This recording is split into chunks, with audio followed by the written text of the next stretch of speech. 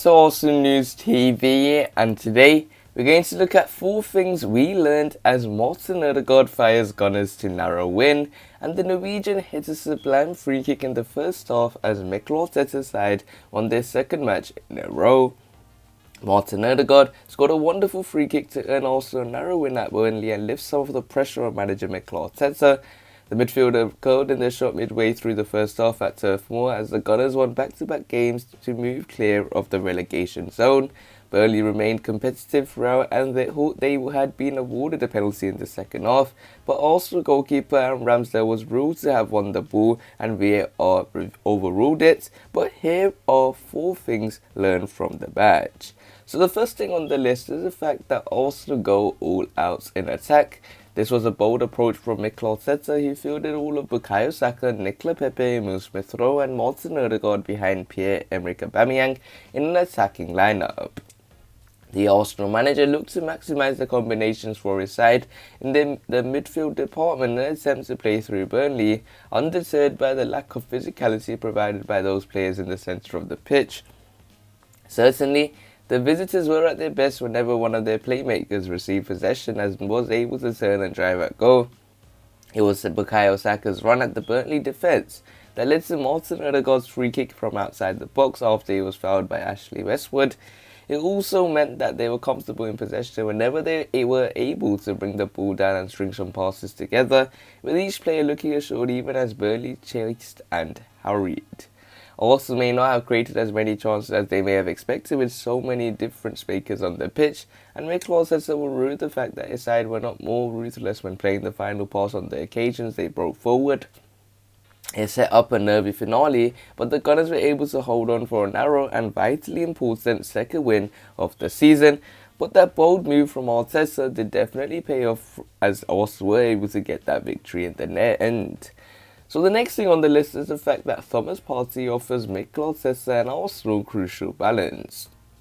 With so many attacking players starting, Thomas Partey played a pivotal role for Arsenal by shielding their back four and linking play to those in front. The Ghanaian was making his first Premier League start of the season, but his impact and presence in the midfield, in the middle of the park, was clear. It gave Mikel Arteta the platform to play his 5 forward-thinking players, with Partey's passes through tight gaps standing between the lines, allowing Saka and Smith-Rowe to have dangerous moments where they could turn and drive at the Burnley back four. He was also effective on the occasions in which he was required to break up play on the edge of the area or defend balls into the box. The 28-year-old was badly missed in Mikel Arteta's winless start to the season, but his return is another boost to Mikel Arteta as he looks to turn things around.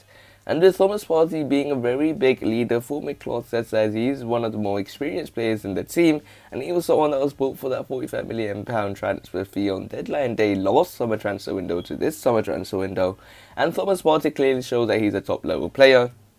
Him in that number 6 position, he worked well. I remember when Mikel Arteta tried that previously against Villarreal, but he wasn't able to adapt to that situation. But against a team like Burnley, this is something that he impressed heavily. So the next thing on the list is the fact that Ben White struggles, but Gabriel Magalhaes impresses. Also were put under pressure from Burnley at times at Turf Moor, which is what all Premier League sides expect to face when playing Sean Dyche's side. In the first half, the Gunners weren't particularly convincing when dealing with Burnley's long balls towards Ashley Barnes, who got joy whenever he pulled onto Ben White.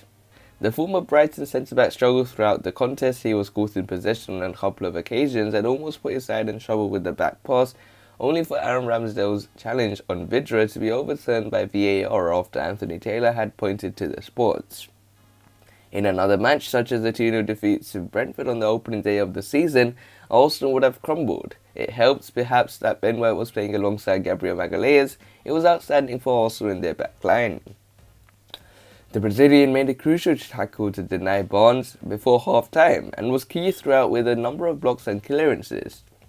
Aaron Ramsdale also overcome a tough start in which he was almost caught on the ball by Barnes early on and also stood up to the challenge, especially when denying Vidra on the overturned penalty and claiming several testing crosses into the box. And when it comes to Gabriel Magalhaes, I enjoyed his leadership and showing that he is more important in that centre-back role, and it was heavily missed. So the final thing on the list is the fact that Takehiro Tomiyasu makes impact in defensive shift. Takehiro Tomiyasu has made a fine start to his Arsenal career and has fitted in seamlessly to the right side of their back four. The Japan international looks solid whenever he called onto defensive actions and appears to be comfortable when either pushing forward or tucking inside to form a back three. It was the latter that provided Kieran Tierney play high on the opposite flank at times at turf war, with the Scotland international offered Arsenal's best outlet on the left wing. Kieran Tierney got round Burnley fullback Matthew Loughton on a couple of occasions and came close to creating a couple of dangerous opportunities for his team. The arrival of the 22-year-old from Bologna has certainly given Miklos an interesting option, and the balance of his back four looks good following his signing. And with Kieran Tierney mostly making that overlapping runs and playing more or less like a left winger, and Takehiro Tomiyasu having the defensive capability of being that third man in defence, his versatility in the back four is something that is crucial. And I even saw occasions where he was playing on the left-hand side as well, we were looking very dangerous. Burnley were looking very dangerous in the last 10-5 minutes, and he was helping on the left-hand side as well. Takehiro Tomiyasu for £17 million looks like a huge bargain to me. So these are the 4 things that were spotted in Arsenal's 1-0 win against Burnley. It was a very, very, very bold move by Miklos to play with that very attacking formation, go with the 4-3-3 formation.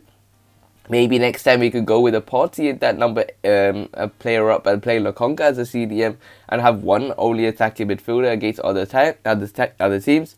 But when it comes to Miklos, you can clearly see that he wants to get to his favourite formation, which is the 4-3-3. He's got good players. I'm very happy with the players he has chosen, such as the likes of keeping Aaron Ramsdale ahead of Bert Leno. That is very important in my opinion. And in terms of having players that was brought in, such as Erdegaard that has scored a goal, Tomiyasu making a good defensive shift, and overall having some positivity with the victory that was much needed. So we will have to wait and see how Arsenal performs at the end of this season. If you want to see more daily videos from Arsenal News TV, make sure you click the subscribe button, hit the like button so I know if you enjoyed the video, and share the video to your Arsenal friends and family. Click one of the videos on the screen and I'll see you there.